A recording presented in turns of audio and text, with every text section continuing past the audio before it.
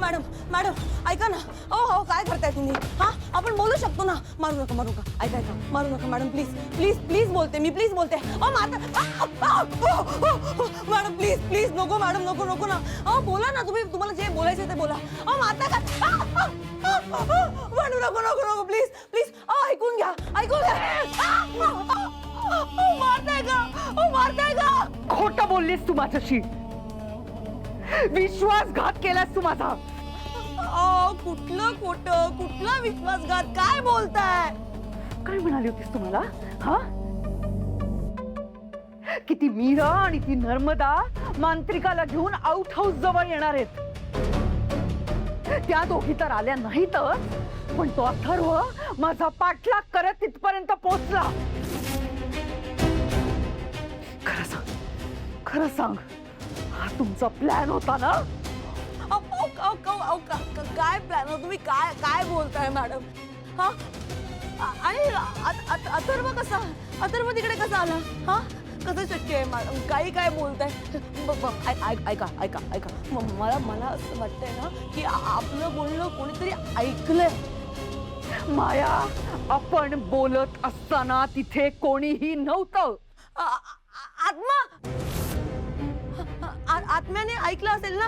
हा म्हणजे मला असं वाटतंय की आपलं जे काही बोलणं आहे ते त्या आत्म्याने ऐकलंय आणि तो आत्मा मीराचा स्पाय आहे. त्यामुळे त्यांनी तिला सगळं सांगून सगळं प्लॅनिंग चेंज केलेलं असणार आहे. हा खरंच की अंबिकाच असेल. तिनेच आमचं बोलणं ऐकलं असणार आहे.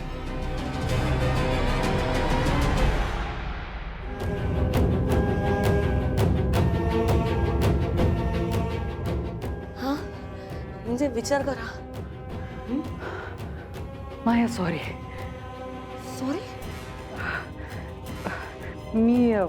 मी संशय घेतला तुझ्यावर. मी हा विचारच केला नाही. तेच ना. म्हणजे माझं म्हणणं आहे की तुम्ही आधी विचार करा. हा मग ऍक्शन्स घ्या ज्या घ्यायच्या आहेत त्या.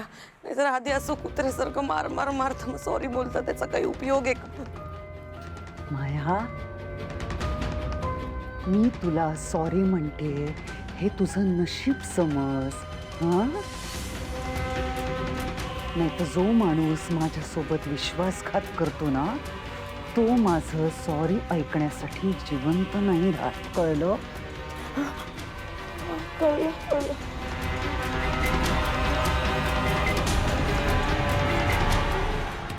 आता आपल्याला सावध राहायला हवं. खूप मोठा घोळ झालाय. त्या अथर्वनी मला तिथे आउट हाऊस जवळ बघितलंय. पण तुम्ही टेन्शन कशाला घेताय? हा अथर्व म्हणजे तुमच्या ताटाखालचं मांजर आहे. हो तुम्ही त्याला कधीही मॅनिप्युलेट करू शकता. Not a big deal. हो, पण तरीही सावध राहणं गरजेचं आहे. सफस सावध राहायला पाहिजे.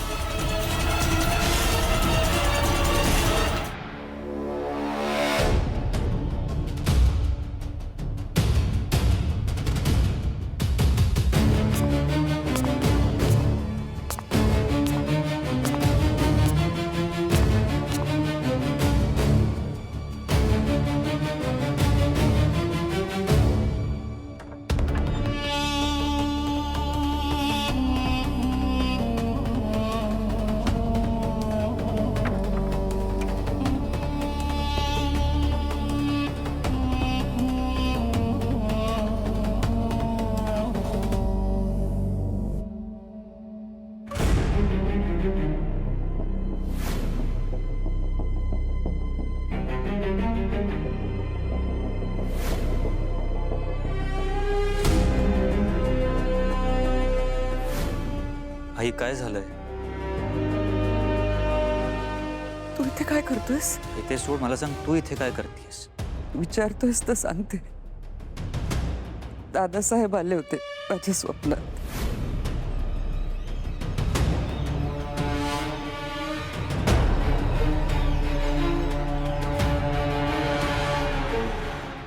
वेदाचे बाबा, मला माहिती आहे तुम्ही कसला विचार करताय ते, पण काहीही झालं तरी याबद्दल विचार करणं सोडू नका. तुम्ही सत्याच्या जवळ जाताय. आई अचानक अशी का वागतीये? तू इथे काय करतेस एवढंच विचारलं होतं मी. ती लगेच बाबांच्या स्वप्नाबद्दल बोलायला लागली. त्या गोष्टीचा आणि माझ्या प्रश्नाचा काही संबंधच नव्हता.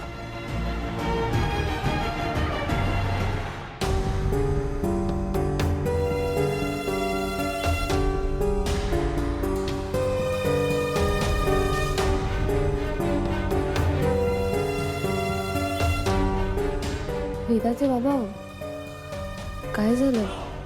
झोप येत नाहीये का? नाही, मला जाग आली. झोप. अहो, तुम्हाला झोप येत नाही आणि मी कसं झोपणार? काय झालंय सांगा ना. काहीच नाही, सांगितलं ना. तहान लागली होती मला. तू झोप.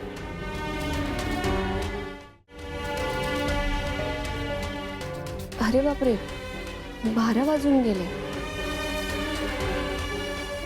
अहो, ते तुम्ही आउट हाऊस जवळ गेला होतात का? काय? ते माझ्या लक्षात पण नव्हतं. एनिवे, झोपतो मी.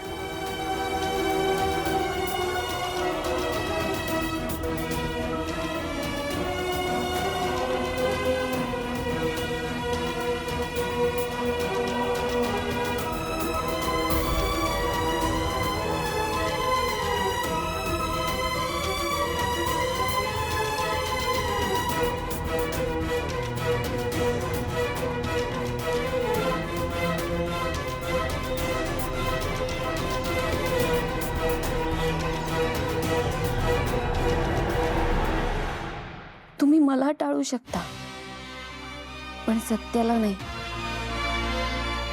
तुमच्या मनात आता मंजिरीबद्दल प्रश्न निर्माण व्हायला लागलेत. तुम्ही आता प्रत्यक्ष नाही पण अप्रत्यक्षपणे माझ्या आणि ताईच्या बाजूने आला आहात.